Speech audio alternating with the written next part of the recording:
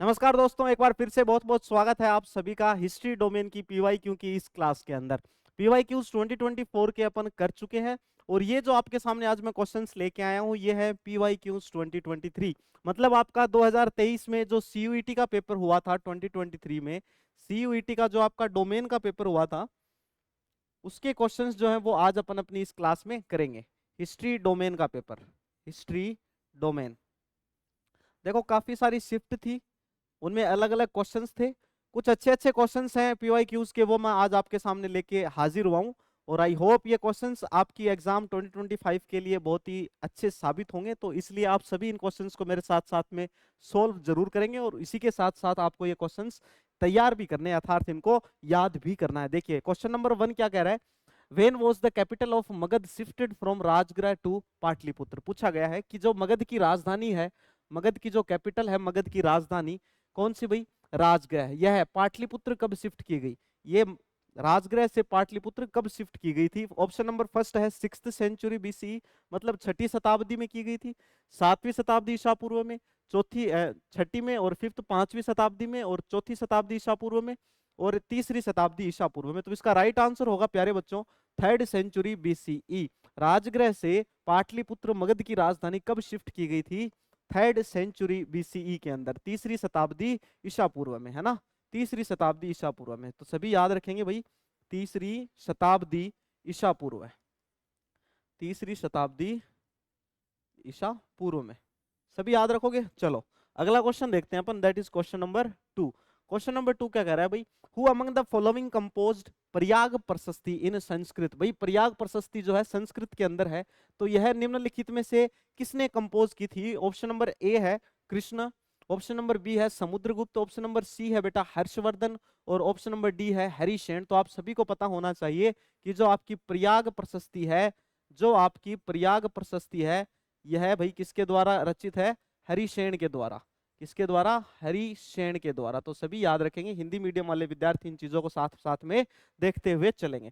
अगला क्वेश्चन अपन देखेंगे, Buddhist and Jain text attribute the power of Magadha to the policies of which of the following ruler. Option number A है, sorry इसमें 5 rulers के नाम है, इनमें से आपको कोई 3 रूलर देखने हैं। कौन से देखने हैं? जो बुद्धिस्ट एंड जैन के जो टेक्स्ट हैं, attribute the power of Magadha to the policies of which of the following ruler. Magadha की पावर के बारे में बुद्धिस्ट और जैनिज्म के जो टेक्स्ट हैं उनमें कौन कौन से राजाओं के बारे में जानकारी है? बिंबिसार, चंद्रगुप्त, अजातशत्रु और महापद्मनंद और अशोका। तो इनमें से भाई कौन कौन से रूलर की जानकारी है?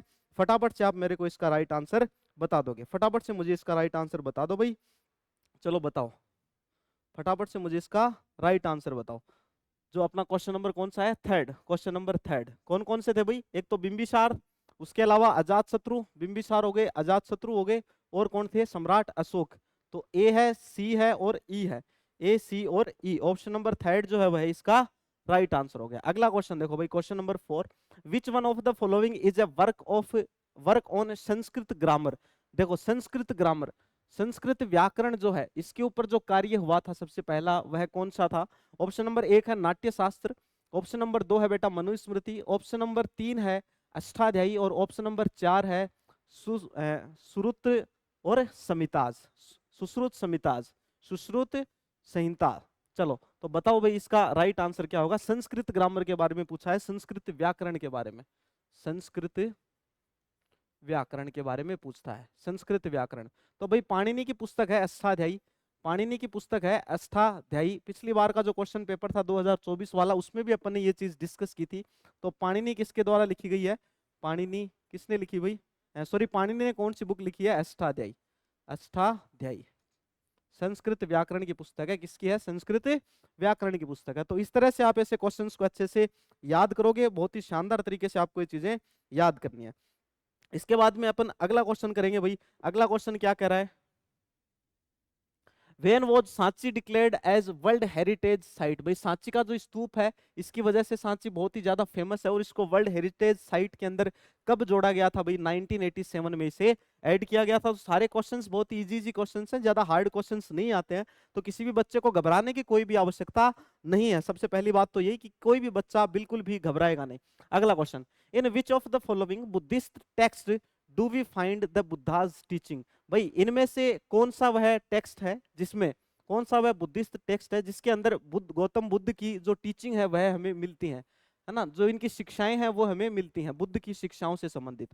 हिंदी मीडियम वाले विद्यार्थी भी देखेंगे बुद्ध की शिक्षाओं से संबंधित कौन सा बौद्ध धर्म का ग्रंथ है, बुद्ध की शिक्षाएं हमें मिलती हैं। ऑप्शन नंबर पहला है विनय पिटक, दूसरा है सूत पिटक, तीसरा है महावंसा और चौथा है जातक। तो बताओ भाई बुद्ध की टीचिंग जो है वह किस में है, बुद्ध की टीचिंग किसके अंदर है भाई, सूत पिटक के अंदर है। सभी याद रखेंगे बुद्ध के जन्म से संबंधित बातें, बुद्ध की शिक्षाएं सारी की सारी किसमें है, सूत पिटक में है। विनय पिटक में क्या है भाई, ये जो संघ था बौद्ध धर्म का, उस संघ के जो नियम वगैरह हैं वो सारे के सारे किसमें है, विनय पिटक के अंदर है। एक और पिटक होता है त्रिपिटक है ना, तो तीसरा जो पिटक है जिसका नाम है अभिधम पिटक, उसके अंदर जो बौद्ध धर्म है उसकी फिलोसॉफी से संबंधित जितने भी बातें हैं, दर्शन से संबंधित जितनी भी बातें हैं वो किसमें है, अभिधम पिटक के अंदर है। तो आई होप आप सभी को क्वेश्चन से अच्छे से तैयार हो रहे होंगे। चलो इसके बाद अपन अपना अगला क्वेश्चन करेंगे। चलो अगला क्वेश्चन क्या कह रहा है भाई, देखिए अगला क्वेश्चन क्या कह रहा है,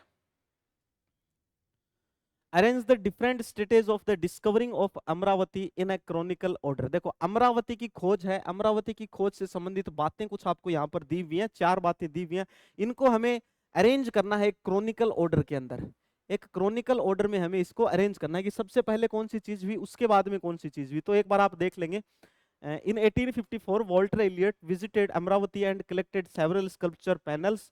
फिर बी दूसरे नंबर का स्टेटमेंट है slabs from Amaravati were taken to different places like the India office in Madras. And C है भाई a local raja stumbled upon the ruins of the stupa at Amravati.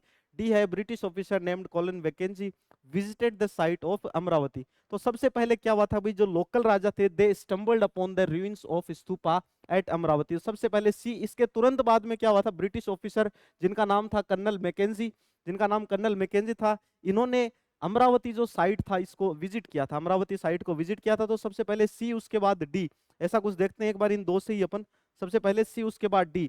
तो ऑप्शन नंबर सी जो आपका right answer हो जाएगा। इस तरह के जो भी क्वेश्चंस आते हैं, 2024 वाला जो क्वेश्चन पेपर मैंने आपको करवाया था उसमें भी मैंने आपको ये सारी बातें बताई थी कि देखो क्वेश्चन जितना बड़ा होगा वह उतना ही आसान क्वेश्चन होगा। क्वेश्चन की लेंथ देख के बिल्कुल भी किसी भी बच्चे को घबराना नहीं है कि भाई क्वेश्चन बहुत बड़ा है, पता नहीं इसमें क्या पूछा जा रहा है। जितना बड़ा क्वेश्चन होगा वह क्वेश्चन आपको हिंट देगा, जरूर देगा, और आपको वो हिंट अच्छे से ध्यान में आ जाएगी जब आप उस क्वेश्चन को अच्छे से पढ़ोगे, फ्री माइंड उसको पढ़ोगे, राजी राजी उसको पढ़ोगे। ऐसे मुंह बना के आप क्वेश्चन को पढ़ोगे तो यार फिर कैसे पॉसिबल होगा। तो इन सभी बातों का आप सभी ध्यान रखेंगे। देखो अगला क्वेश्चन आपके सामने आपकी स्क्रीन पर, इनमें से हमें देखो ट्रू स्टेटमेंट देखने हैं, जो सही स्टेटमेंट है वो अपने को देखने हैं सभी। एक बार आप ये 5 स्टेटमेंट दिए हुए हैं, इन पांचों को आप पढ़ लेंगे। इनमें से 1 2 3 1 2 3 1 2 3 1 2 3 1 2 3, मतलब इनमें से कोई भी 3 स्टेटमेंट हैं जो सही हैं, 2 स्टेटमेंट हैं जो गलत हैं। तो आपको देखना भाई इनमें से गलत स्टेटमेंट कौन से हैं, सही 3 स्टेटमेंट कौन कौन से हैं, फटाफट आप इसमें देख लोगे। फटाफट देख के बताओ। क्वेश्चन नंबर 8 में ट्रू स्टेटमेंट्स के बारे में आपसे पूछा गया है। ट्रू स्टेटमेंट, ट्रू स्टेटमेंट इनमें से कौन कौन से हैं, ट्रू स्टेटमेंट कौन कौन से हैं भाई। Bodhisattva are compassionate being who help other, बिल्कुल ठीक है, पहला स्टेटमेंट तो बिल्कुल ठीक है। तो इसका मतलब ट्रू स्टेटमेंट पूछा है। ऐसे ऑप्शन कौन कौन से हैं जिनमें ए आ रहा है, एक तो ये है जिसमें ए आ रहा है, एक ये है, मतलब ऑप्शन नंबर बी नहीं आएगा और ऑप्शन नंबर सी बिल्कुल भी नहीं आएगा। इसके बाद अब देखें सेकंड स्टेटमेंट क्या कर रहा है, Hinayana mean great vehicle and Mahayana mean lesser vehicle. नहीं, व्हीकल से संबंधित नहीं है, कोई यान नहीं है भाई, तो ये बी वाला गलत हो गया। इसका मतलब हमें ऐसा ऑप्शन देखना है जिसमें ए तो है लेकिन बी नहीं है। ऐसा ऑप्शन देखें जिसमें ए है बी नहीं है, क्योंकि ट्रू पूछा है हमें, फॉल्स नहीं पूछा। तो जिसमें ए है बी नहीं है वह ऑप्शन इनमें कौन सा है भाई। देखो ए है बी नहीं है, ए है जिसके अंदर और बी नहीं है। देखो यहाँ पे ए है लेकिन यहाँ बी भी है, तो ये ऑप्शन भी गलत हो गया। देखो यहाँ ए है लेकिन इस ऑप्शन में बी नहीं है, तो आपका राइट आंसर कौन सा हो गया, क्वेश्चन नंबर 4। ये देखो कुछ स्मार्ट वर्क आपको करना पड़ेगा, आपको ये प्रैक्टिस करनी पड़ेगी क्वेश्चंस की, अगर इस तरह से आपको क्वेश्चन सोल्व करने हैं। अब एक बात बताओ, सी डी और ई कितना बड़ा क्वेश्चन था। मैंने ये 3 स्टेटमेंट आपके सामने बिल्कुल भी नहीं पढ़े, मुझे इनसे कोई मतलब ही नहीं है। मैंने सिर्फ ये 2 स्टेटमेंट पढ़े, दोनों का मुझे पता था, क्वेश्चन सोल्व हो गया, इजीली क्वेश्चन सोल्व हो गया। तो इस तरह से आपके क्वेश्चन सोल्व हो जाएंगे भाई, इस तरह से ही आपको क्वेश्चन से करने हैं। अगला क्वेश्चन देखो भाई, बड़ा ही शानदार क्वेश्चन है। देखो विच फॉरेन ट्रेवलर, इनमें से कौन सा वह फॉरेन ट्रेवलर था, purchased horses camel and slaves as gift for Mohammad bin Tughlaq. जो एमबीटी है, मोहम्मद बिन तुगलक जो है, उसके लिए निम्नलिखित में से जितने भी गिफ्ट हैं, ये गिफ्ट भाई किसने दिए, किसने, इब्न बतूता। किसका नाम आता है इसमें, इब्न बतूता का नाम है आता है। चलो आगे देखो भाई, who among the following traveller was a historian, doctor and A political philosopher. भाई इनमें से वह कौन सा ट्रेवलर है, इनमें से वह कौन सा ट्रेवलर है जो एक हिस्टोरियन भी था, एक डॉक्टर भी था और एक पॉलिटिकल फिलोसोफर भी था। एक जो राजनीति से संबंधित दार्शनिक बातें होती हैं वो सारी की सारी बातें वह आदमी जानता था। ऑप्शन आपके सामने इब्न बतूता और आपके सामने ट्रेवनियर भी है, इसके अलावा आपके सामने अल ब्रूनी है और साथ साथ में आपके सामने फ्रैंकोइस बर्नियर भी है। तो बताओ भाई इसका राइट आंसर कौन सा होगा, फ्रैंकोइस बर्नियर, है ना, फ्रैंकोइस बर्नियर इसका सही उत्तर होगा। अगला question, at which of the following places was lord Jagannath identified as the principal deity by the 12th century. देखो ये क्वेश्चन अपन ने कल किया था, ये कल किया था क्वेश्चन जो 2024 की अपने क्वेश्चंस अपन ने सोल्व किए थे, उसमें ये पूछा गया था पेपर के अंदर कि जो लॉर्ड जगन्नाथ हैं ये कौन से भगवान का रूप है, किस भगवान के रूप में इनकी पूजा की जाती है। तो आंसर अपन ने देखा था उसमें विष्णु, है ना, विष्णु भगवान के रूप में लॉर्ड जगन्नाथ जो है, भगवान जगन्नाथ जो है इनकी पूजा की जाती है लॉर्ड विष्णु के रूप में, भगवान विष्णु के रूप में, है ना। आज अपन को ये क्वेश्चन पूछ लिया गया कि ये जो इनका प्रिंसिपल मंदिर जो है ये मंदिर इनका कहाँ पे है। कल जो क्वेश्चन किया था विष्णु वाला अवतार वाला क्वेश्चन अपन ने किया था, इसी में मैंने आपको बताया था कि लॉर्ड जगन्नाथ नाम दिखते ही आपको टिक कर देना भाई पूरी उड़ीसा।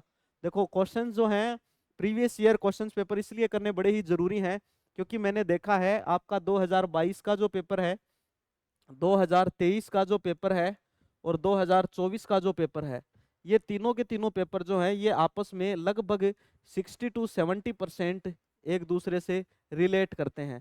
मतलब अगर किसी बच्चे ने पेपर पढ़ लिया, मान लो कोई बच्चा 2023 का पेपर देने जा रहा है और उसने 2022 का पेपर पढ़ लिया, तो 60 to 70% मार्क्स उसके जस्ट सिर्फ पेपर पढ़ने से ही आ जाएंगे, पेपर पढ़ने से ही भाई इतने मार्क्स ले आएगा। इसलिए प्यारे बच्चों प्रीवियस ईयर क्वेश्चन पेपर करना आप सभी के लिए बड़ा ही जरूरी है।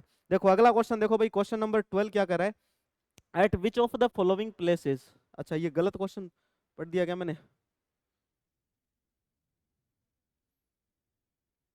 हाँ ये आ गया, at which of the following places, ये कौन सा है, the Gangaikonda Cholapuram temple is dedicated to which deity.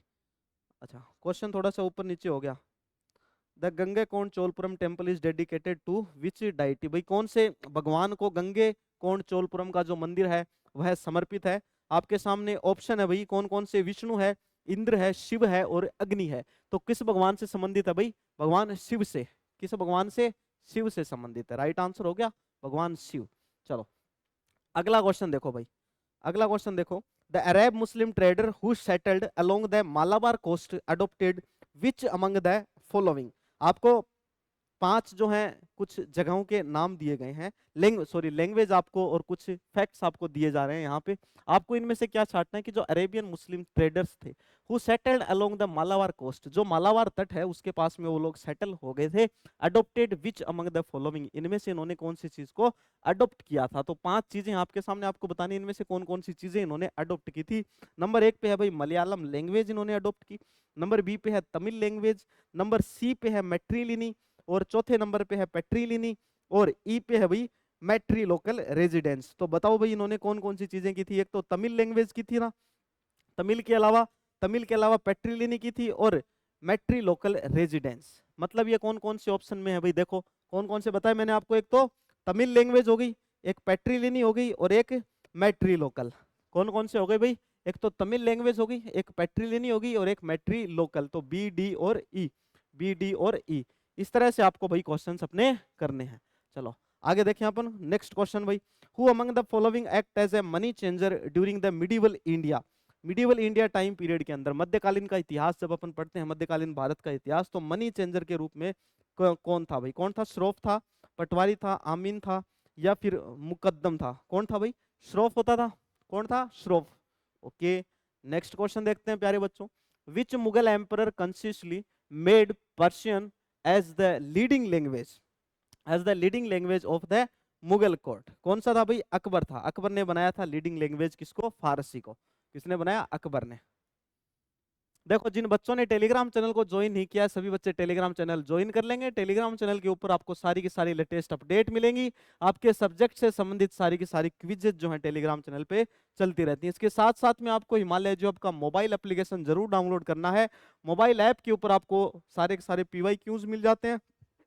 इसके अलावा पीवाईक्यूज के अलावा आपको हिमालय जो आपके मोबाइल एप्लीकेशन पर कुछ क्विजेस भी मिलते हैं, अच्छे अच्छे क्वेश्चंस भी मिलते हैं, और साथ में बहुत सारा आपका ये करंट अफेयर से संबंधित मटेरियल, आपके जीके से संबंधित मटेरियल जो है फ्री ऑफ कॉस्ट पीडीएफ की फॉर्म में मिलता है। तो सभी बच्चे हिमालय जो आपका मोबाइल एप्लीकेशन जरूर डाउनलोड कर लेंगे। फिलहाल सभी कोर्सेज पे अच्छी खासी छूट चल रही है। बात करें अगर साइंस का कोर्स जो 2999 में अब आप परचेज कर सकते हैं, ह्यूमैनिटीज का कोर्स जो है यह 2749 ओनली आप इसको परचेज कर सकते हैं। लैंग्वेज और जीएटी का जो कोर्स है इसे 1499 में आप लोग परचेज कर सकते हैं। चलिए इसके बाद में अपन अगला क्वेश्चन देखते हैं। अगला क्वेश्चन कह रहा है who was driven from his central Asia homeland Fergana by the Uzbeks. भाई कौन आया था फरगना से? कौन आए थे? बाबर आए थे, है ना, जैरुद्दीन बाबर। फरगना से कौन? Zahiruddin Babur. Who was the officer of a zamindar task. क्या क्वेश्चन है देखो। Who was the officer of a जमींदार tasked with the collection of rent from the जमींदारी? कौन थे भाई? अमीन थे। कौन का क्या कहा जाता था उनको? अमीन कहा जाता था। कौन सा ऑप्शन है भाई? अमला है, एक मंडल है, आमीन, ये रहा, आमीन इनको कहा जाता था। क्या कहते थे? अमीन कहते थे। In the 18th century revenue records, in the 18th century revenue records, the hill folk around Rajmahal hills, Rajmahal hills were known as, किस नाम से जाना जाता था भाई? पहाड़िया, पहाड़िया के नाम से। In the 18th century, revenue records the hill folk around Rajmahal hills were known as पहाड़िया। जो राजमहल हिल्स जो इनके आसपास में रहते थे। In Bengal, the term Raja, which literally meant king, was often used to designate. Question number 19 आप देखेंगे, क्या मतलब होता है भाई इसका? The term Raja literally meant king was often used to designate, क्या करते थे भाई? पावरफुल जो जमींदार थे उनके लिए यूज होता था। जो पावरफुल जमींदार थे उनके लिए इसका उपयोग किया जाता था। अगला क्वेश्चन है mark the year in which of the first revenue settlement in Bombay Deccan took place. First revenue settlement के बारे में आपसे पूछा गया है। आपके सामने कुछ डेट्स दी हुई हैं। तो फर्स्ट रेवेन्यू सेटलमेंट जो है वो अपन पढ़ते हैं कब भाई? 1818 में। तो देखिए ऑप्शन में कहा है 1818, 1818 के अंदर, 1818 में। अगला क्वेश्चन देखो भाई, नेक्स्ट क्वेश्चन देखेंगे। In which year did the British government force the Nawab of Awadh to sign the subsidiary alliance. Subsidiary alliance कब साइन किया गया था? 1801 में सब्सिडरी अलायंस को साइन किया गया था। ये रहा आपके सामने ऑप्शन भाई, 1801 के अंदर। चलो अगला क्वेश्चन देखते हैं अपन। अगला क्वेश्चन क्या कर रहा है आपको? She was famous poet who wrote about the Rani of Jhansi. खूब लड़ी मर्दानी, वो तो झांसी वाली रानी थी। Who was this poet? भाई किसने लिखा था? महाश्वेता देवी ने, ताप्ती रॉय ने, या फिर सुभद्रा कुमारी चौहान ने, या फिर बेगम हजरत महल ने। बड़ा ही अच्छा क्वेश्चन है। और जो आपकी एग्जाम है, ये मैंने आप देखा भी एग्जाम में नहीं, आपके जो कोर छोटी क्लासेज में आपने ये पोइम भी पढ़ी होगी, लगभग 6ठी 7वीं या फिर 8वीं क्लास के अंदर। तो किसने लिखी थी ये पोइम? सुभद्रा कुमारी चौहान ने यह पोइम लिखी थी। किसने लिखी थी? सुभद्रा कुमारी चौहान ने। खूब लड़ी मर्दानी, वो तो झांसी वाली रानी थी। किसके बारे में है भाई? महारानी लक्ष्मीबाई के बारे में। महारानी लक्ष्मीबाई के बारे में है। अगला question, Shahmal was a rebel leader. Shahmal was a rebel leader in 1857 who mobilized the agriculturist of which of the following regions। बताओ भाई कौन सा था? एक तो राजमहल और छोटा नागपुर की पहाड़ियां, है ना। तो राजमहल या छोटा नागपुर कोई एक आपको मिल जाएगा इसमें। अच्छा दोनों ही मिल गए, राजमहल और छोटा नागपुर हिल्स। ओके चलो अब अगला क्वेश्चन अपन देखते हैं। अगला क्वेश्चन क्या कर रहा है?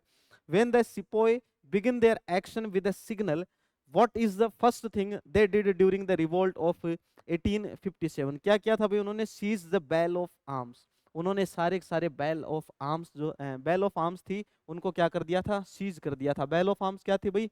जहां पे हथियार वगैरह रखे जाते थे। चलो आगे देखो। अगला question, the Tamil word Puram is used for. Tamil word है भाई पुरम, ये किसके लिए यूज होता था? पुरम का मतलब क्या था? जो कस्बे होते थे, कस्बों के लिए यूज करते थे पुरम शब्द को। आज भी आप देख सकते हैं तमिल साइड में आप जाओगे तो आपको बहुत सी जगह उनके आगे पुरम लगा हुआ मिलेगा, जैसे तिरुवनंतपुरम, है ना। इस तरीके से आज बहुत सारे कस्बे हैं वहां पे जिनके आगे आपको पुरम लगा हुआ मिलेगा। तो जो वर्ड है पुरम, ये किससे रिलेटेड? कस्बों से, टाउन से यह रिलेटेड है। अगला क्वेश्चन देखो प्यारे बच्चों। अगला क्वेश्चन क्या कर रहा है? On whose advice did Mahatma Gandhi spend a year traveling around British India after he returned from South Africa in 1915? बताओ भाई।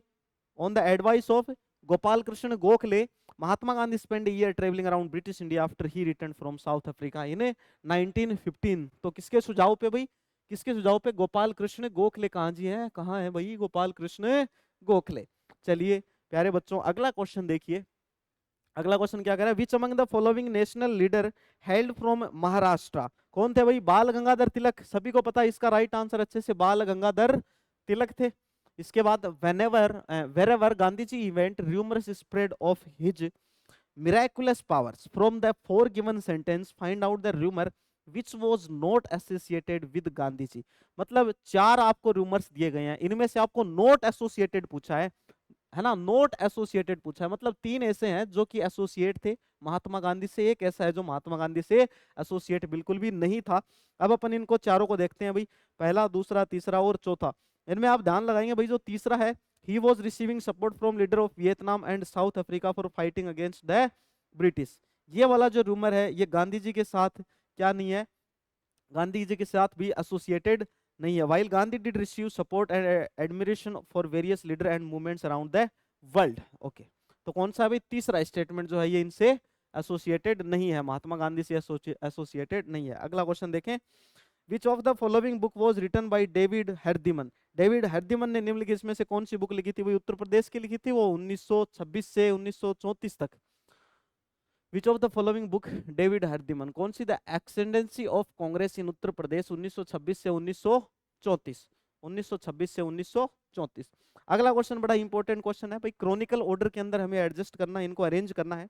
जैसे नॉन कोऑपरेशन मूवमेंट, असहयोग आंदोलन कब हुआ, फिर सिविल ओबीडियंस मूवमेंट कब हुआ था, पूर्ण स्वराज की मांग कब हुई, जलियांवाला बाग मैसाकर कब हुआ, और क्विट इंडिया मूवमेंट कब शुरू हुआ था। तो आप सभी को इनके बारे में पता होना चाहिए। जैसे अगर मैं दो इवेंट आपको बता देता हूँ, जैसे असहयोग आंदोलन अगस्त 1920 में शुरू हुआ था, लेकिन उससे पहले जो जलियांवाला बाग हत्याकांड है यह हो चुका था 1919 में। इसका मतलब पहले जलियांवाला बाग हत्याकांड आएगा और उसके बाद में कौन सा आएगा? असहयोग आंदोलन आएगा। तो आप दो चीजों से आप एक बार इसको करके देखें, पहले डी और डी के बाद में ए आएगा, पहले डी आएगा और डी के बाद में ए आएगा। तो इसमें ऐसे कितने ऑप्शन है जिनमें डी के बाद में ए आ रहा है? ये देखो थर्ड ऑप्शन है इसमें, जिसमें डी के बाद में ए आ रहा है। चलो, तो एक ही चीज से अपन ने कर लिया इस क्वेश्चन को। तो बड़े बड़े क्वेश्चंस होते हैं उनको आप इजीली बेटा कर सकते हो इस तरीके की ट्रिक्स को फॉलो करके। अगला क्वेश्चन करेंगे अपन, in how many provinces did the Congress ministries come to power from 1937 to 39 elections. क्या कितने होंगे भाई, कितने वो प्रोविंसेस आए थे? 11 आए थे, 7 आए थे, 4 आए थे या फिर 10 आए थे? कितने आए थे? 11 आए थे, 11 प्रोविंसेस। कितने आए थे भाई? 11 प्रोविंसेस आए थे। अगला क्वेश्चन देखें, when did the great Calcutta killings take place? when did the great Calcutta killings take place? कब भाई? अगस्त 1946 के अंदर, अगस्त 1946 में। तो राइट आंसर कौन सा हो गया? अगस्त 1900। देखो सभी बच्चे ऐसे 1946 याद रखते हैं, महीने के साथ में याद रखो। जैसे मैंने आपको बताया असहयोग आंदोलन के बारे में, नॉन कोऑपरेशन मूवमेंट, तो असहयोग आंदोलन कब शुरू हुआ था? 1920 में, सभी बच्चों को पता है, बट आप एडिशनल याद रखो अगस्त 1920 में हुआ था। ठीक उसी तरीके से अगर बातचीत करें ग्रेट कैलकाटा किलिंग्स का, तो ये अगस्त 1946 में हुआ था, अगस्त 1946 में हुआ था। चलो भाई अगला क्वेश्चन देखो, during the early session of constituent assembly who prepared that Hindi भी used as the language of constitution making? किसने कहा था भाई? के.एम. मुंशी जी ने कहा था, के.एम. मुंशी जी ने हिंदी के लिए ऐसा कहा था, के.एम. मुंशी जी। अगला क्वेश्चन देखो भाई, who state the constituent assembly we have not used the word democratic because we thought it is obvious that the word republic contains the word। ये बात किसने कही? बी आर अम्बेडकर साहब ने, बी आर अम्बेडकर साहब ने। अगला क्वेश्चन देखो, क्वेश्चन नंबर 35 नंबर क्या करा? इन विच लिस्ट, हाँ, in which list provided in the constitution of India both central and state share responsibly. कौन सी लिस्ट होती है भाई? कॉन्करेंट लिस्ट होती है वो, है ना, कॉन्करेंट ही होती है, बिल्कुल। तो जो कॉन्करेंट लिस्ट होती है, जिसको हिंदी में बोलते हैं प्यारे बच्चों समवर्ती सूची, दोनों के लिए होती है, राज्यों के लिए भी और केंद्र के लिए भी, जो आपस में एक दूसरे से शेयर करते हैं। अगला क्वेश्चन देखो, थोड़ा सा देखने में बड़ा है लेकिन ये क्वेश्चन इजी बहुत है, ये मैं आपको पहले ही बता देता हूँ। ये क्वेश्चन भाई इजी बहुत है, अपने को क्रॉनिकल ऑर्डर देखना है इस क्वेश्चन का फिर से। तो जो 5 स्टेटमेंट आपको दिए जा रहे हैं, ये पांचों के पांचों स्टेटमेंट आप एक बार चेक कर लो और इनको क्रॉनिकल ऑर्डर में लगा दो, इनको भाई क्रॉनिकल ऑर्डर में लगा दो। चलो देखते हैं इनका Chronicle order. Executive was made partially responsible to the provided legislature. Elections were held under Government of India Act in which Congress won in 8 provinces. Draft constitution was introduced. promoted elections which led to the creation of constituent assembly and Jawaharlal Nehru moved objective resolution. इनमें से सबसे पहली घटना हुई थी भाई promoted election which lead to the creation of constituent assembly. मतलब D सबसे पहले किसमें है, इसमें नहीं है, इसमें है, ठीक है, इसमें भी है और इसमें नहीं है। मतलब दो ऑप्शन अपन ने कट कर दिए एक स्टेटमेंट से। अब अपन इसके बाद में देखेंगे जस्ट इसके बाद में क्या हुआ था। जस्ट इसके बाद में देखो इनके एक तो ए है और एक सी है, तो ए और सी को ही देखते हैं अपन। सी क्या कर रहा है, ड्राफ्ट कॉन्स्टिट्यूशन वाज इंट्रोड्यूस्ड, और ए क्या कर रहा है, executive was made partly responsible to the provided legislature, है ना। तो जो ड्राफ्ट कॉन्स्टिट्यूशन इंट्रोड्यूस हुआ था इससे पहले की बात है भाई, क्या हुआ, executive was made partly responsible to the provided legislature. तो सबसे पहले कौन सा होगा, डी। डी के तुरंत बाद में कौन सा होगा भाई, ए। डी के तुरंत बाद में ए होगा, तो ये ऑप्शन जो है इसके साथ में ठीक जा रहा है। चलो अब देखो जो पैसेज के कुछ क्वेश्चंस आते हैं। पैसेज के जो क्वेश्चन है ये आप सभी बच्चे इजीली आराम से कर सकते हैं पैसेज के क्वेश्चंस। एक बार आप पैसेज को रीड आउट कर लोगे, दो पैसेज आते हैं, एक पैसेज ही लिया मैंने एक पैसेज लिया नहीं। इसलिए नहीं लिया क्योंकि पैसेज जो है बड़े ही इजी क्वेश्चंस आते हैं। मैं नहीं चाहता आप में से किसी भी बच्चे का वक्त खराब हो, और फटाफट फटाफट अपन जो ये अपनी क्लास होती है जिसमें पीवाई क्यूज अपन कर रहे हैं, तो ये क्लास भी अपनी जल्दी से हो जाए। आपको सिर्फ मुझे यह सिखाना है कि पीवाई क्यूज पढ़ना आप सभी के लिए जरूरी क्यों है, क्यों हम पीवाई क्यूज का अध्ययन करते हैं। देखो सबसे पहले आप इस पैराग्राफ को, इस पैसेज को रीड आउट करेंगे। There were several archaeological cultures. ये पैसेज जो है कहां से लिया गया है, आपके फर्स्ट चैप्टर से, that is bricks beads and bones. Bricks beads and bones, bricks beads and bones से यह चैप्टर आपका जो पैसेज आपका लिया गया है। क्या क्या बातें लिखी हुई एक बार रीड आउट करेंगे आप please. Culture in the region prior to the mature Harappan, where cultures were associated with distinctive pottery, evidences of agriculture and pastoralism, and some crafts. It appeared to be a break between the early Harappan and the Harappan civilization, evident from large-scale burning at some site, as well as abandonment of some settlements.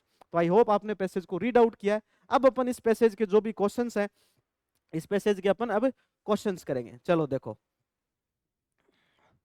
पहला question कह रहा है the terracotta model of plough. भाई लकड़ी का बना हल, sorry लकड़ी का नहीं मिट्टी का, टेराकोटा पूछा है ना, मिट्टी का बना हल। तो ये क्वेश्चन भी अपन ने किया था 2024 के प्रीवियस ईयर के क्वेश्चन पेपर में। मिट्टी का बना जो हल था, ये बना से मैंने आपको बताया था, आप याद रखेंगे बनावली। कहां से याद रखेंगे, बनावली से याद रखेंगे। तो ये देखो बनावली आ गया। बनावली की जगह आपको कई बार हो सकता है ऑप्शन में चोलिस्तान भी देखने को मिल जाए। तो अगर आपको चोलिस्तान देखने को मिलता है, बनावली देखने को नहीं मिलता, तो आप चोलिस्तान पे टिक कर सकते हैं। लेकिन ऐसा नहीं होगा कि आपको चोलिस्तान भी ऑप्शन में मिल गया और बनावली भी ऑप्शन में मिल गया। ऐसी सिचुएशन आपके सामने कभी भी क्रिएट नहीं होगी, मुझे पता है ऐसे बच्चों के क्वेश्चंस रहते हैं। चलो तो अगला क्वेश्चन क्या है, the site of Shortugai in Afghanistan sources which material for craft production. जो सोर्तुगई अफगानिस्तान के अंदर साइट है, यहाँ से क्या आती थी भाई, लेपिस लोजुली आती थी। लेपिस लोजुली जिसको हिंदी में बोलते हैं लाजवर्द मणि, जिसको हिंदी में बोलते हैं लाजवर्द मणि, कहां से आती थी भाई, अफगानिस्तान के शोरतुंगई से, लेपिस लाजुली। अगला क्वेश्चन रीड आउट करते हैं अपन, क्वेश्चन नंबर कौन सा भाई, 39 क्वेश्चन। क्वेश्चन नंबर 39 हमें अरेंज करना है following development of Harappan archaeology in Chronicle order. चलो तो सबसे पहले खोज किसकी हुई थी भाई, हड़प्पा की हुई थी। लेकिन हड़प्पा की खोज सबसे पहले की किसने थी, दयाराम साहनी ने। यहाँ पे जो स्टेटमेंट दिए गए हैं इसमें दयाराम साहनी के बारे में नहीं लिखा हुआ। कहीं आप स्टेटमेंट को पूरा पढ़ो नहीं और डायरेक्ट उसको टिक कर दो, ऐसा तो बिल्कुल भी नहीं करना है। आपको पेपर में पर्याप्त समय दिया जा रहा है, इसका मतलब है आपको चीजों को पहले अच्छे से पढ़ना है। अगर आप अच्छे से क्वेश्चंस को पढ़ लेते हैं तो आप डेफिनेटली क्वेश्चन को भी अच्छे से कर पाएंगे। तो आप पांचों स्टेटमेंट को अच्छे से पढ़ें, अपने दिमाग में एक मानसिकता बनाएं कि करेक्ट आंसर कौन सा होगा। क्रॉनिकल ऑर्डर में हमें इनको अरेंज करना है। सबसे पहले इनमें कौन सी घटना हुई, उसके बाद कौन सी घटना हुई, और उसके बाद में कौन सी घटना हुई थी। चलो देखें फटाफट, देखो फटाफट देखो भाई कौन कौन सी हुई थी। सबसे पहले रिम व्हीलर एक्सकेवेट्स द हड़प्पा, ठीक है, ऑप्शन नंबर डी जो है ये सबसे पहले आएगा। स्टेटमेंट डी जो है ये सबसे पहले आ गया, डी। तो इनमें कितने ऑप्शन है जिनमें डी सबसे पहले आ रहा है, दो ही है, तो इन दो को तो काट दो, ये दो ऑप्शन यही खत्म हो गए। इसके बाद देखो B B Lal excavates Kalibangan, Bisht begins excavation Dholavira, S R Rao ने लोथल में किया, वत्स ने वत्स वाला, है ना। तो एमएस वत्स बिगिन एक्सकेवेशन एट हड़प्पा, तुरंत आरएम व्हीलर के बाद में एमएस वत्स ने किया था। तो डी के बाद में कौन सा आ गया भाई, ई आ गया। अब ई के बाद में कौन सा आएगा, ई के बाद में देखो R S Bisht begins excavation at Dholavira, या फिर बीबी लाल जो है इन्होंने कालीबंगा में एक्सकेवेशंस किए थे। कौन सा होगा भाई? कालीबंगा से पहले, बीबीलाल से पहले आरएस बिष्ट ने एक्सकेवेशंस किए थे धोलावीरा के अंदर। तो डी ई बी, तो डी ई बी, ये देखो यहाँ मैच हो गया। तो आप आपका ऑप्शन नंबर 3 जो है यह राइट हो जाएगा। अगला क्वेश्चन पढ़ो भाई, identify the statement which are true for Harappan civilization. कुछ स्टेटमेंट आपके सामने दिए हुए हैं, इनमें से हमें ट्रू स्टेटमेंट देखना है कि कौन कौन सी बातें सत्य हैं। देखो जब ऐसे क्वेश्चंस आए तब आप एक चीज जरूर पढ़ा करो। कई बार ऐसे होता है कि ट्रू लिखा हुआ होता है, बट ट्रू से पहले नोट लगा हुआ होता है, नोट ट्रू। बच्चे निगाह नहीं करते इसमें, बिल्कुल भी देखते नहीं है कि नोट लगा हुआ है कि नहीं लगा हुआ। वो चीजों को ट्रू समझ के क्वेश्चन अटेम्प्ट करते हैं, और जो एग्जामिनर आपका क्वेश्चन पेपर बनाता है उसमें इतना दिमाग होता है, उसको पता है कि बच्चे किस पॉइंट ऑफ व्यू से क्वेश्चन को पढ़ेंगे। तो वो दोनों ऑप्शन देते हैं आपको कि आप ट्रू मान के चाहे क्वेश्चन पेपर को पढ़ो तो वह ऑप्शन भी आपको मिलेगा यहाँ पर, और आप नोट ट्रू मान के पढ़ोगे तो वह ऑप्शन भी आपको यहाँ पर मिलेगा। मान लो नोट ट्रू लिखा हुआ है और बच्चों ने ट्रू पढ़ लिया और उनको ट्रू वाला ऑप्शन यहाँ मिल गया, तो डेफिनेटली वो उसको तुरंत क्लिक करेंगे और ऐसे क्वेश्चन को वो वापस चेक भी नहीं करेंगे। आपने सुना होगा पहली क्लास से ही, जब आपकी कभी भी एग्जाम होती है, आपके टीचर्स आपकी एग्जाम होती है, आपको ये बोलते हैं कि भाई एक बार फिर से पेपर चेक कर लो, अपनी जो आंसर शीट है उसको एक बार फिर से चेक कर लो, क्या पता कहीं कोई मिस्टेक हो। लेकिन आप लोग क्या होते हो, नहीं अपुनिच भगवान है ना, हम तो गलती कर ही नहीं सकते, अपुंच भगवान है, अपन से गलती नहीं होती सर। तो ऐसी गलतियां हो जाती हैं, मेरी बात माना करो। अच्छे खासे एक्सपीरियंस के साथ मैं आपको ये चीजें बता रहा हूँ, क्योंकि पिछली बार बहुत सारे विद्यार्थी आए थे 2024 वाली एग्जाम में, इसी तरह 23 वाले में भी आए थे और 22 वाले में भी आएंगे, और 2025 वाले में भी बहुत सारे विद्यार्थी ऐसे आएंगे। लेकिन आपको ध्यान ये रखना कि उन विद्यार्थियों में से आप में से कोई भी नहीं होना चाहिए, इसलिए सबसे पहले क्वेश्चन को आपको अच्छे से पढ़ना है। तो देखो फटाफट से स्टेटमेंट्स को रीड आउट करेंगे। Animals were not domesticated in Harappan culture, evidence of plough field have been found at Kalibangan. बिल्कुल प्लव फील्ड वाला एविडेंस कहाँ पे मिला है? हमें कालीबंगा में मिला है।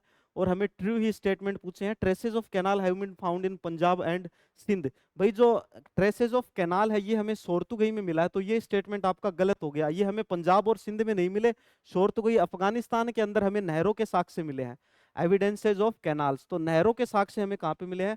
शोरतुगई में। कहाँ से मिले हैं भाई? शोरतुगई के अंदर मिले हैं। तो इस चीज को अच्छे से याद रखोगे, ये क्वेश्चन पूछ लिया जाता है। Water reservoirs have been found in Dholavira, बिल्कुल सही बात है भाई। जो जलाशय हैं आपके, वाटर रिजर्वर्स, जो बड़े बड़े पॉन्ड होते हैं पानी के, ये कहाँ पे मिले हैं भाई? जलाशय हमें धोलावीरा में। और धोलावीरा भारत के कौन से राज्य में है भाई? गुजरात के अंदर। क्वेश्चन पूछ लेते हैं कई बार, ऐसे छोटे छोटे क्वेश्चन पूछ लेते हैं कि भाई बच्चे इन पे निगाह नहीं करेंगे, पूछ लेते हैं, सही करते हैं कि वो गलत करते हैं। ऑप्शन में गुजरात के साथ में आपको पंजाब और हरियाणा जरूर मिलेगा, क्योंकि हड़प्पन सिविलाइजेशन की बहुत सारी साइट जो पंजाब और हरियाणा में भी स्थित हैं, तो इस बात का विशेष ध्यान रखोगे। धोलावीरा कहाँ पे है भाई? धोलावीरा कहाँ है? गुजरात के अंदर है। एक बनावली वाली चीज मैंने आपको बताई थी, जहाँ पे टेराकोटा मतलब मिट्टी के बने हुए हल हमें बनावली में मिलते हैं। तो बनावली कहाँ पे स्थित है? हरियाणा में स्थित है ना। मिट्टी से बने हल कहाँ मिलेंगे हमें? बनावली में मिलेंगे। और बनावली कहाँ है? हरियाणा में। जुते हुए खेत के साक्ष्य हमें जो मिलते हैं प्लव फील्ड के साक्ष्य, प्लव फील्ड के साक्ष्य हमें कालीबंगा से मिलते हैं। और कालीबंगा कहाँ पे है भाई? राजस्थान में है। कालीबंगा कहाँ पे है? राजस्थान में। तो संबंधित राज्यों के नाम जो है उनको भी आपको अच्छे से याद करना है। तो देखो इसमें कौन कौन सी स्टेटमेंट्स हैं। अच्छा एक स्टेटमेंट और है, Mohenjodaro has been identified as planned urban centre. बिल्कुल ठीक है भाई, ये बात भी, प्लान्ड अर्बन सेंटर। तो देखो इनमें से कौन कौन सी स्टेटमेंट सही है। एक तो बी देखो, एक डी देखो, कौन कौन से ऑप्शन में आ रहे हैं। जिनमें सी नहीं आ रहा, पहले यही देख लो कि कितने ऑप्शन ऐसे हैं जिनमें सी नहीं है। सी इसमें है तो ये गलत हो गया, सी इसमें भी है ये भी गलत हो गया, सी इसमें भी है ये भी गलत हो गया, सी इसमें नहीं है। देखो अगर आप सिर्फ एक स्टेटमेंट जानते हो इन 5 में से, अगर आपको पता है कि ट्रेसेस ऑफ कैनाल्स जो हैं ये सोरतुगई में मिले हैं, तो बाकी के तो चाहे आपको पढ़ने ही नहीं है। बाकी में अगर आपको डाउट्स हैं तो भी कोई दिक्कत नहीं, अगर आपको एक स्टेटमेंट अच्छे से आता है तो कितनी बार बताऊं कि जितना बड़ा क्वेश्चन होगा वह उतना ही आसान होगा, जितना बड़ा क्वेश्चन होगा वो उतना ही आसान होगा। बस जरूरत है आपको उस क्वेश्चन को समझने की, उसको पढ़ने की ध्यान से, आपका क्वेश्चन सही हो जाएगा। चलो अगला देखते हैं अपन। तो कौन कौन से स्टेटमेंट सही पूछे थे? अपना बी वाला सही है, एविडेंसेज ऑफ प्लव फील्ड वाला सही है भाई। एक अपना डी वाला सही है और एक अपना ई वाला सही हो गया। चलो ठीक है। ए स्टेटमेंट क्या करा? Animals were not domesticated in Harappan culture. भाई नॉट डोमेस्टिकेट, नोट नहीं आएगा यहाँ पे, डोमेस्टिकेटेड होते थे हड़प्पन कल्चर में। हमें बहुत सारे जानवरों के साक्ष्य मिले हैं। हमें हड़प्पन कल्चर से यह भी देखने को मिलता है कि कुछ जंगली जानवर भी हमें मिले हैं। अनुमान लगाया गया है कि उस समय के लोग उनका शिकार किया करते थे और उनका मांस जो है वह खाया करते थे। अगला है देखो 41 में एक और जो पैराग्राफ है, इससे संबंधित कुछ क्वेश्चंस है। अच्छा एक और पैराग्राफ ले ही लिया, चलो। तो यह कृष्ण देवराय से संबंधित है। विजयनगर साम्राज्य जब अपन पढ़ते हैं, और विजयनगर साम्राज्य से एक स्टार्टिंग में ये क्वेश्चन बनता है जो बड़ा ही इंपॉर्टेंट क्वेश्चन है। 1336 एडी के अंदर, 1336 ईस्वी के अंदर दो भाई थे, हरिहर और बुक्का, उन दोनों का नाम था। एक का नाम हरिहर था, एक का नाम भाई बुक्का था, हरिहर एंड बुक्का। तो इन्होंने भाई स्थापना की थी विजयनगर साम्राज्य की, और कब की थी? 1336 ईस्वी में। 1336 ईस्वी में इन्होंने विजयनगर साम्राज्य की स्थापना की थी। बड़ा ही इंपॉर्टेंट क्वेश्चन है, एग्जाम में पूछ लिया जाता है, कई बार पूछ लिया जाता है और पूछा भी गया है, तो इसलिए आप इस फैक्ट को जरूर याद रखेंगे। चलिए पैसेज को केयरफुली अपन रीड आउट करते हैं, और पैसेज से संबंधित जो क्वेश्चन है उनको सोल्व आउट करते हैं। आपकी स्क्रीन पे पैसेज है, आप इसको पढ़ेंगे जब तक मैं भी पैसेज को साथ साथ में रीड आउट करता हूँ। Krishnadevaraya rule was characterised by expansion and consolidation. Lands between Tungabhadra and Krishna river were acquired. The kingdom remained in a constant state of military preparedness. It also developed peace and prosperity. Krishnadevaraya is credited of building temple and township in a Vijayanagar. चलो अब इसके बारे में भाई कुछ questions हैं, अपन इसके बारे में जो क्वेश्चन है अपन वो करते हैं। पहला क्वेश्चन क्या कर रहा है?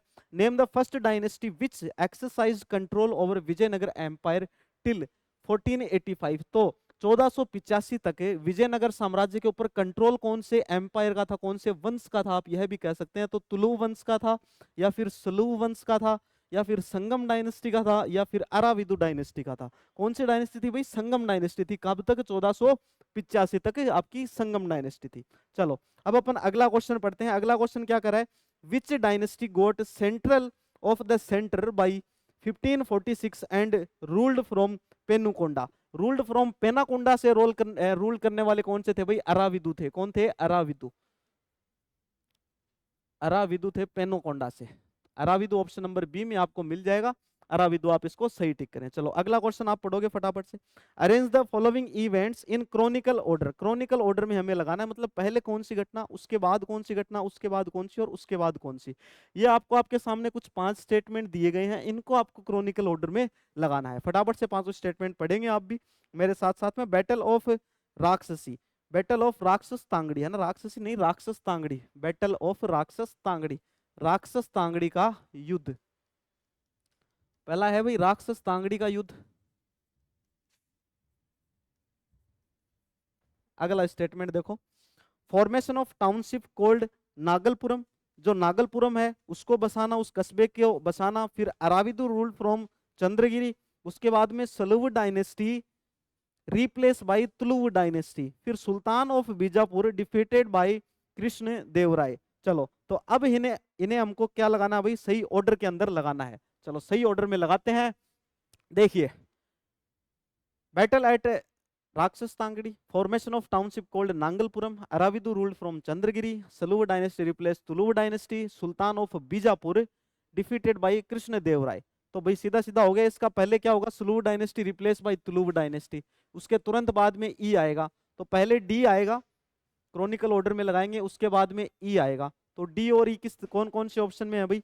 एक तो ये रहा डी और ई, और एक ये रहा डी और ई, मतलब ये दो ऑप्शन सो कैंसिल हो गए। अब अपने पास में सिर्फ दो ऑप्शन बचे हैं, एक तो ऑप्शन नंबर 2 और ऑप्शन नंबर 4। इन दोनों में से कौन सा ऑप्शन सही होगा? चलो आगे अपन इसको चेक करते हैं।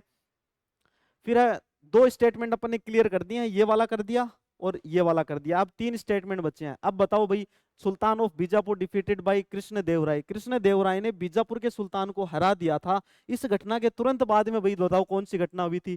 इस घटना के तुरंत बाद कौन सी घटना हुई थी? Aravidu ruled from Chandragiri. तो चंद्रगिरी से जो अराविदु वंश था, अराविदु था, उनका रूल्स स्टार्ट हुआ था, उनका जो साम्राज्य है वह स्टार्ट हुआ था। चलो तो कौन सा इसका राइट आंसर हो गया भाई? DECBA, DECBA क्रोनिकल ऑर्डर में लग गए। सबसे अंतिम घटना कौन सी थी भाई? बैटल ऑफ राक्षस तांगड़ी। चलो अगला क्वेश्चन पढ़ो भाई फिर से। इसमें अपने को क्या करना है? Identify the statement which are true. तो ट्रू स्टेटमेंट अपने को आइडेंटिफाई करने हैं। किसके लिए? जो विजयनगर साम्राज्य के बारे में बातें सही हैं वह हमें इसमें बतानी है। चलो बताओ भाई कौन कौन सी बातें इसमें सही हैं, बताओ कौन कौन सी बातें इसमें सही हैं। The ruler of Vijayanagar empire called themselves Nayaka. नहीं भाई, नायक नहीं बोलते थे ये। In 1565 Krishna Devaraya led battle of Talikota. Talikota का युद्ध कब हुआ था? 1565 में हुआ था। बिल्कुल ठीक बात है। The ruler of Odisha were subdued by Krishna Devaraya. नहीं भाई, कृष्ण देवराय के द्वारा ओडिशा के जो रूलर थे उनको सबड्यू नहीं किया। और डी है the Amara Nayakas system was a major innovation of the Vijayanagar empire. बिल्कुल ठीक बात है, बी डी बिल्कुल सही है। और Vijayanagara was the name of both city and empire, बिल्कुल ठीक है ये भी। तो एक बी सही है, एक डी सही है और एक ई सही है। कौन कौन से में है बी डी ई? ये रहा भाई, बी डी और ई। चलो अगला क्वेश्चन है, एक बार आप इसको भी अच्छे से पढ़ लोगे। अगला क्वेश्चन क्या कर रहा है, मैच द फॉलोइंग वाला है ना, मैच द फॉलोइंग। चलो तो मैच द फॉलोइंग वाला है, इसको भी अपन करते हैं, मैच द फॉलोइंग। चलो देखो मैच द फॉलोइंग क्या क्या हो रहे हैं। Establishment of Bahmani kingdom, establishment of Vijayanagar empire. तो जस्ट मैंने थोड़ी देर पहले आपको बताया था विजयनगर एम्पायर का एस्टेब्लिशमेंट कब हुआ था भाई, 1336 में हुआ था। बी में कौन सा हो रहा है भाई, तीसरा, बी में तीसरा विजयनगर एम्पायर का एस्टेब्लिशमेंट। उसके बाद आगे देखो, एस्टेब्लिशमेंट ऑफ दिल्ली सल्तनत, दिल्ली सल्तनत की स्थापना, चौथा हो गया। इसके बाद पहले इन दोनों को चेक करो, बी में 3 आ रहा है और सी में 4 आ रहा है। बी में 3 और सी में 4, कौन सा ऑप्शन है? देखो बी में 3 आ रहा है और सी में 4 आ रहा है। ऑप्शन नंबर 2, इन दो से ही सही हो गया अपना। फिर भी अपन इनको एक बार चेक कर लेते हैं। तो बहमनी किंगडम जो है 1347 के अंदर, और अगर बातचीत करें गजपति किंगडम की तो ये 1435 के अंदर, गजपति किंगडम 1435 में। तो सारे के सारे अपन ने मैच कर दिए और सारे के सारे मैच हो चुके हैं। तो 45 क्वेश्चन ही अपन करेंगे। देखो जो अच्छे अच्छे क्वेश्चन थे वो मैं आपके सामने लेके आया हूँ। कुछ क्वेश्चन ऐसे भी आते हैं नॉर्मली अच्छे से बच्चा कर पाता है, और वो क्वेश्चन अपन लगभग कर भी चुके हैं पहले भी। बार बार उन क्वेश्चंस को करवाने का कोई तुक नहीं है। बस इतना सा इसके पीछे उद्देश्य है मेरा, आपकी जो ये क्लास हुई है अभी, इसके पीछे सिर्फ इतना सा उद्देश्य है कि आप सभी बच्चे पीवाई क्यूज को हल जरूर करना। पीवाई क्यूज अगर आप लोग हल करोगे, इनको अगर आप सोल्व करोगे, तो पक्की बात है आपकी एग्जाम में 60 से लेके और 70% का जो पेपर है, जो क्वेश्चंस हैं, वो आपके पीवाई क्यूज से ही बन जाएंगे, आपके पीवाई क्यूज से ही बन जाएंगे। हाँ एज इट इज क्वेश्चन नहीं आता है। अब मानो आपने ये क्वेश्चन पेपर किया है पूरा का पूरा, आपकी एग्जाम में क्वेश्चन आ गया कि when was Vijayanagara empire was established. एक तरफ तो आप ऐसे कहोगे सर पेपर से तो नहीं आया पीवाई क्यूज से, लेकिन पीवाई क्यूज से एज इट इज नहीं आया, लेकिन आप देख सकते हो यहाँ लिखी हुई है ये बात, पेपर में आया हुआ है पहले ये। अगर आपने ये सोल्व किया है, अगर आपने ये पढ़ा होगा, तो आपको ये अच्छे से याद होगा और आप इसे अच्छे से हल कर पाओगे। तो आई होप आप मेरी बातों को समझ पा रहे होंगे। जल्दी ही मिलते हैं नेक्स्ट क्लास के साथ में, तब तक के लिए बाय, धन्यवाद।